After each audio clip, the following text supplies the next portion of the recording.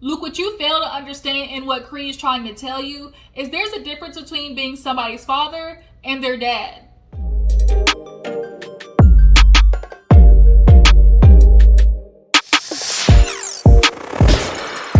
What is up, you guys? Your girl G here. Welcome back to my channel. We gotta talk about growing up hip hop, you guys. Things definitely are starting to pick up speed when it comes to how TT is handling this situation with Egypt being messy boots.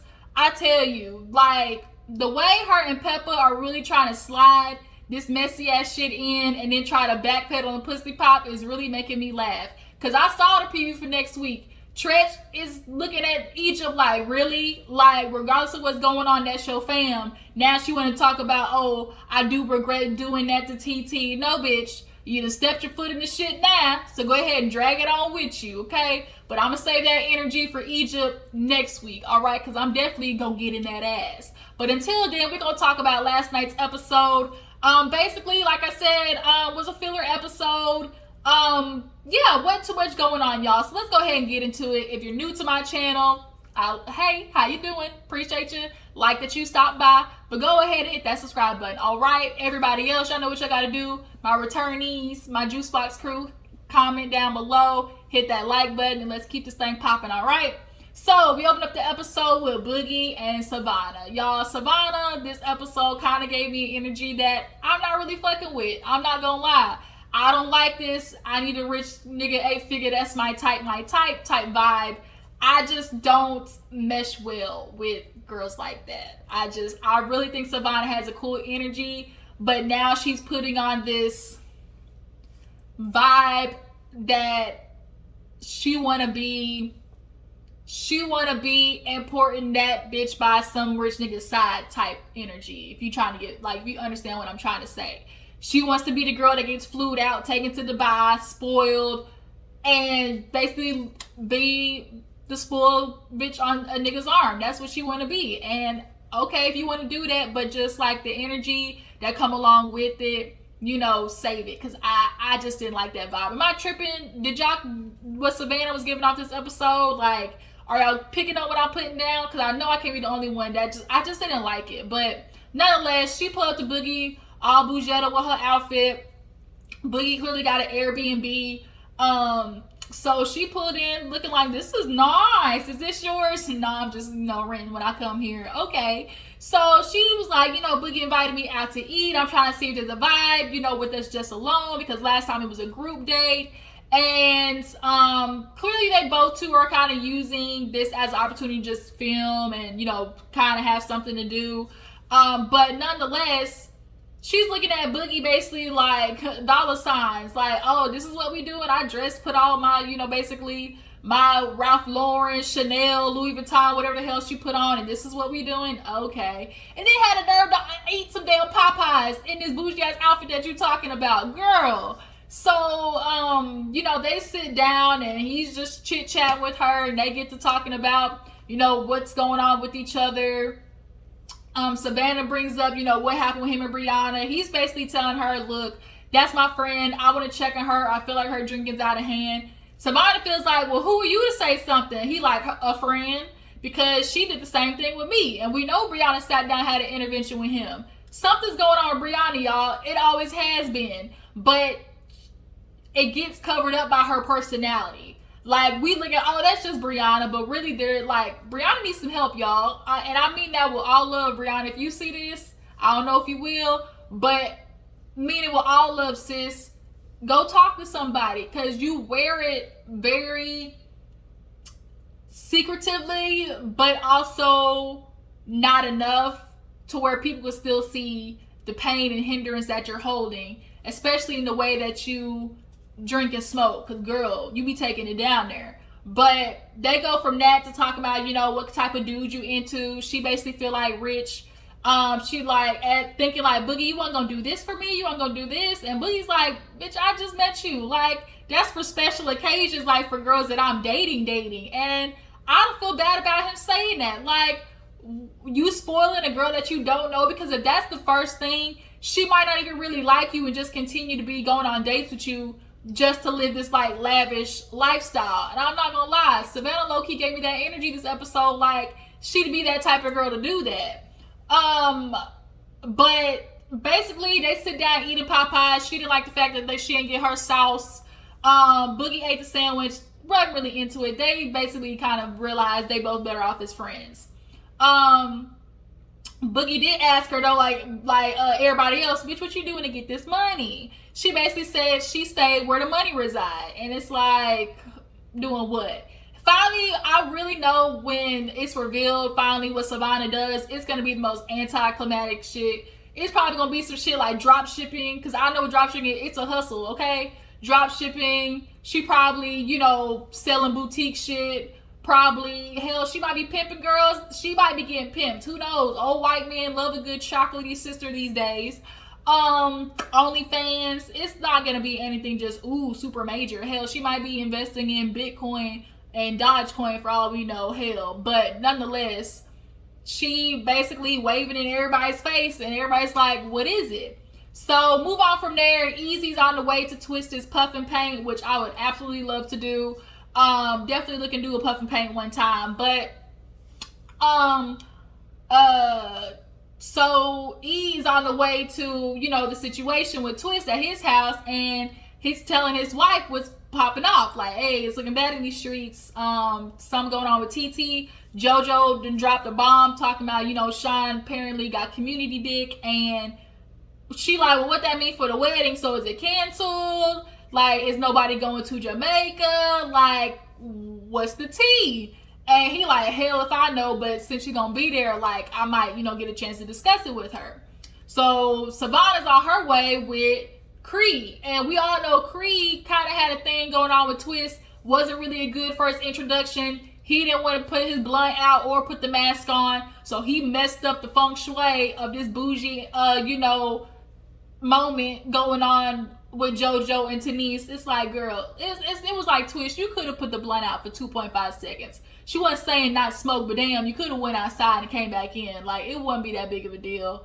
But nonetheless, she's talking with Savannah, asking about Boogie. She's like, he's just not my type. She's like, well, what is your type? Rich? Oh, okay. Whoo, shocker. It's just kind of like, I don't know, that energy Savannah in this episode, I just really was not into. And I really fucked with Savannah. I liked who she was coming in. Like, I really enjoyed her vibe. You can definitely tell she's fun to hang out with. But I also do think, like, her getting a feel of being on reality TV definitely is boosting her a little bit. That's all I'm gonna say. So we did see a little scene where Boogie was talking to Sam and basically talking about how, you know, he's getting ready to go to the event, you know, he's ready to go to Jamaica. He asked about Savannah. He like, yeah, she might be a little bit too young for me. I think after Boogie saw how Savannah was acting at the house and really just kind of, she was showing like she's more materialistic, young. She's at that age where it's like, I'm not really looking for nothing serious. I want a nigga to fly me out and, you know, spoil me for the lifestyle of the rich and famous so I can do it for the gram. And Boogie's not on that. He getting ready to turn 30.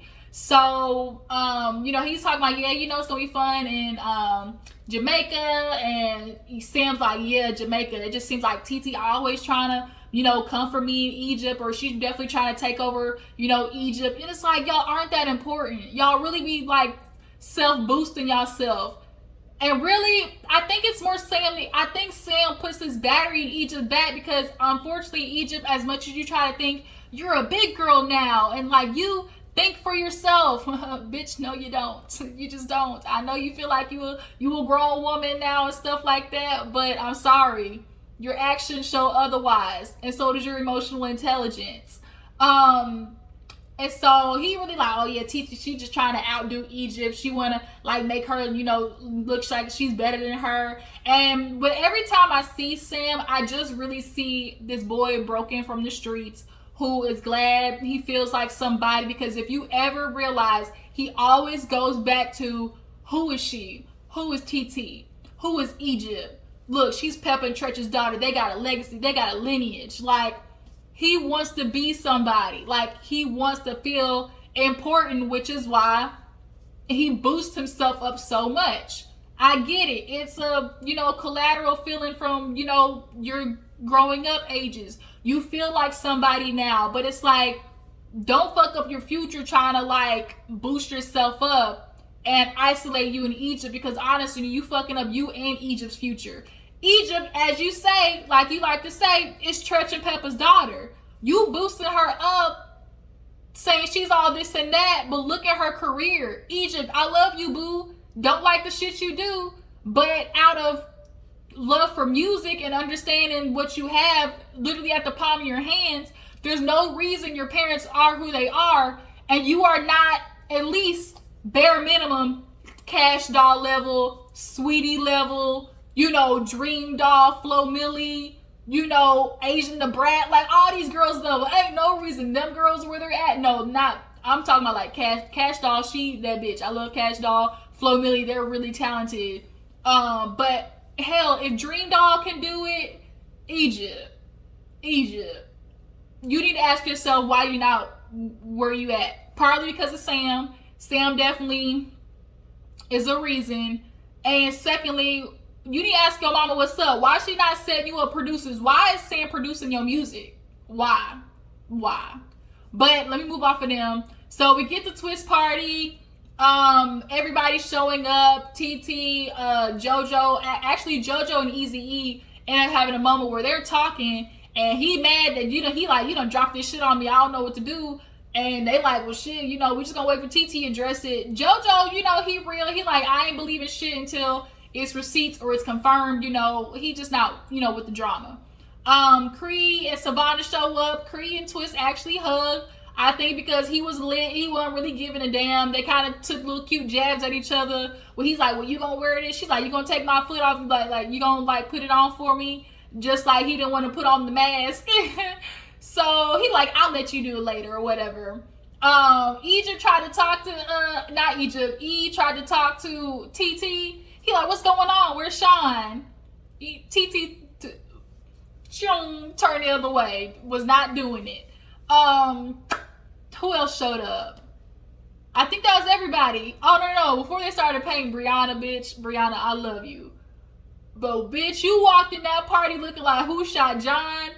Looking like Plan B, Hennessy, and Regrets. Looking like an episode of Hangover 3. Like, it was just, girl. Jacket hanging off. Weave flipped over. She came in. She like, what's up, everybody? She like, I'm thirsty. He like, 1942 over there. She was walking on a mission. All the girls was like, hey, Bree. What's up, bitch? Like, watched her. Everybody was like, damn. So she finally got her liquor, and I'm starting to realize, Brianna, what is going on in your life, sis? Help me help you, because, bitch, I really rock with you. I do. But I am seeing some hindrances that you are holding on to. Boogie might be onto something. That's all I'm saying. But she goes, helps the girls with the painting. You know, it was cute or whatever. Tanice, JoJo's wife, her like painting was super cute. Definitely could see it on the slipper.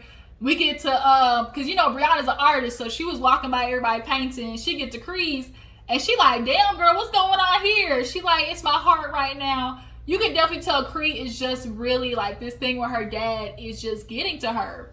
So after that, TT, she is, you know, going over there to the table where everybody's eating and whatnot, and she asked Twist about, oh, you know, can I get 20% off? He's like, 20% off? He's like, well, shit, you know, maybe we can make up for it with Sean and his hemp back in Jamaica. And the minute he said that, everybody booty hole clenched like, you mentioned Sean? Like, it was like Lord Voldemort. Nobody wanted to say his name because it just sucked the energy out of the air. Nobody wanted to say anything. Vanessa was feeling like, shit, is she mad at me because I told her? And so Twist was like, did I say too much? Everybody in the back of their mind was like, nigga, yes. So there was this weird little moment where Eazy-E Jr. was talking to Savannah, asking about Boogie. He's like, yeah, what's up with Boogie? She's like, he not my type, you know, not really digging it. He was like, oh, for real? He like, well, what's it? What is it then? And Cree was like, yeah, she want, you know, an 8-figure nigga. And he was kind of like, you know, Eazy-E, he an 8-figure nigga, like close to, you know, that weed business. He popping right now. And so he kind of looking at Savannah like, you counting his pockets? Like, you don't know how much money he got? She like, I don't, you know, but not my type. And so he was kind of like, well, all right. Like, you could definitely tell he was turned off. And from the preview too, they actually end up getting into it next episode from the looks of it. But he was like, well, you know, in his confessional, he's like, you know, it's really crazy Savannah saying that you can't put Boogie's pockets, but it's like, you know, what about you? Like, we don't know about you. Like, all we know is your clothing line, and we don't see nothing with that. And as a business owner, I know it take a while for there to be profit. So I'm thinking the same thing as Savannah. Like, what you pushing? Because the only thing I've seen of your clothing line is that damn hoodie that you've been wearing in your confessional. Like, you're not pushing your clothing line enough, honestly. And I feel like she does what a lot of these celebrities' kids do, which is always fall back on clothes, makeup, weave, like the basic shit. And it's like, if you're gonna do a clothing line, it better not be no damn Rainbow Forever 21 just upscaled. Like, and that's what it's looking like, okay? Savannah, I really root for you, girl. I do like your energy sometimes, but this episode, like I said, I don't know what it was. It just kind of like, kind of took you down like 2 notches with me. So then after that, Cree pulled Savannah aside and was telling her about Luke, because Savannah's like, girl, what is going on with that pain? She was like, yeah, there's just some things going on with my dad. We're going to talk about it. You know, Savannah, she's like, I get it, girl. Like, I definitely understand. Like, with my dad, she's like, with your dad? She talking about Stevie, bitch. We all know Stevie J. Necessarily, you can definitely tell Savannah is holding like a lack of respect and a little bit of disgust when it comes to Stevie J with the way that he treats women. If you're a daughter, you grow up to be a young female, and you see the way that your dad has treated women, in particular like your mom, I get it, because I watched my mom be mistreated. And you look at your dad and you're just kind of like, there's a lack of respect. And you definitely can see that she lacks respect for him in the way that she talks to him and the way that they're always butting heads. So Savannah got issues with Stevie J and Cree got issues with her dad. But in the next scene, they talk about it.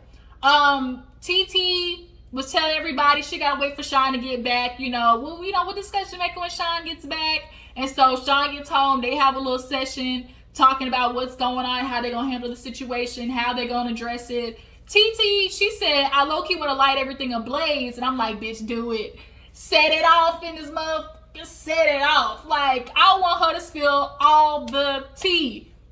Let these hoes have it. But the other party's like, no, don't stoop down to their level. Like Michelle Obama said, when they go low, you go high. But the other part of me is like, bitch, when they go low, you go to hell. Period. I want to know what the tea is.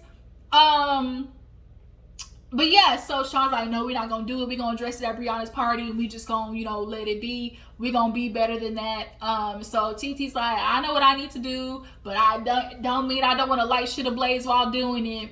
So we finally get to the end. Cree shows up to her cousins, like little shindig, and her and Luke's Me So Horny kind of have a little awkward energy, and they basically get right to it of her feeling like, what's up? Like, my nigga, like, we started building a relationship, all of a sudden, like, you go ghost on me. And he pulls the proverbial absentee parent bullshit, which is, well, I'm just waiting on you. Like, I always keep my door open. You know, why don't you? I'm not chasing after no kid. It's like, it's your kid. What do you mean you're not chasing after your kid? I understand Cree, because I had the same issue with my dad, which is, like, I can't have a relationship with you because we got some shit we need to talk about your absentee time, but you can't just come back and act like the shit you did before, you don't have to acknowledge because, oh, time has just passed. We're going to let that be in the past. And it's like, no, you kind of got to take some ownership and acknowledge the shit that you did fucked with my emotions and my mentality. And you don't just get to negate that because time has passed. And then when I come to you to hold you accountable, it's, well, I'm always have my door open. It's not like I haven't. Because she's looking at him like, I've always reached out to you. He was talking about, well, no, let's discuss Father's Day. She like, well, nigga, my birthdays. And he talking about, well, I don't know all my kids' birthdays. I bet you don't know mine. When she said December 22nd, that nigga was shook like, and well, congratulations. It's like, exactly. Like, first of all, why don't you, how many kids Luke got? That's the question, okay? Secondly, you really don't know your kid's birthday? Like, the bare minimum, know your kid's birthday, at least. So she started going off. He's like, oh, you know, I ain't gonna take nobody bashing me. I ain't chasing after no kid. She like, how did I bash you? And he still cannot answer the question. Neither could the cousin and the goddamn sister down there, half sister. It's like, how am I bashing you? If the truth hurts your feelings, then you need to change the truth. Like, Luke, you mad at her for saying that here's another man that she abuses her dad, and it's like, you offended because you know the shit's the truth. Here's a man that raised her. Here's a man that took the father role. Here's the man that showed he can be, you know, consistent. If there's somebody that she needs to reach out to, he's gonna be there. That's fact. This man raised your daughter. Fact is, you are not around. Fact is, you don't know her damn birthday. Like, it's not bashing. And so people annoy me when it's like, oh, you want to bash me? And it's like, the truth is gonna hurt. And that's not bashing. That is my truth. And if it's like hurting your feelings, then you need to figure out a way to fix it. So then the sister down there was like, oh, I know my stepdad, you know, he might be my stepdad, but I know Luke, he's my dad. And she looked at her like, bitch, you met him 4 years ago. He's your dad? And that shit made me laugh because she's like, that's bullshit. Y'all ain't going to make me feel like my feelings don't matter. You can definitely tell the kids or whatever, the people in his family always come to his side, and that's bullshit. Like, what you're not about to do is co-sign his lack of fathering. That's what it was, period. And so for you to get mad to me, I've always had my door open. It's not about having the door open, but the problem is you want me to step through the door when it's your responsibility as a parent for you to walk through the door first. Period. I can't stand where parents are like, well, why didn't you call me? Nigga, why didn't you call me? I didn't give birth to myself. That shit annoys me. But they finally sit down and she's looking like, you know, at one point I didn't know if you loved me or not. And I couldn't imagine having that feeling. As, you know, as kids, it's like, parents, we know you love us. It's like, I'm always going to love you. But it's not about the love. It's about being consistent. It's about taking my emotional mentality, my emotional mental space into consideration.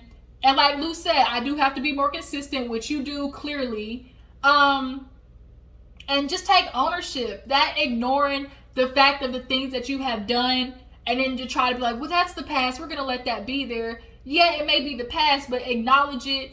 And that way it can be donezo. Like, acknowledge that shit.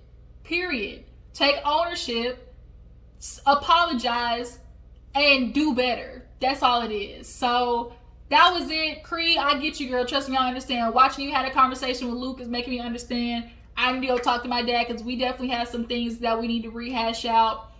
But yeah, this episode was a little yang. Next week though is where it's at. Egypt girl, bitch. I'm gonna get in that ass. I can't wait. Y'all tell me how you feel about this episode. How do you guys feel about TT taking the high road? Do y'all think should she go to hell when it comes to Peppa in Egypt? As far as Savannah and Boogie go, how do y'all feel about Savannah's energy this episode? Am I tripping? And do y'all think Brianna need help? I think so. What other questions do y'all want to know?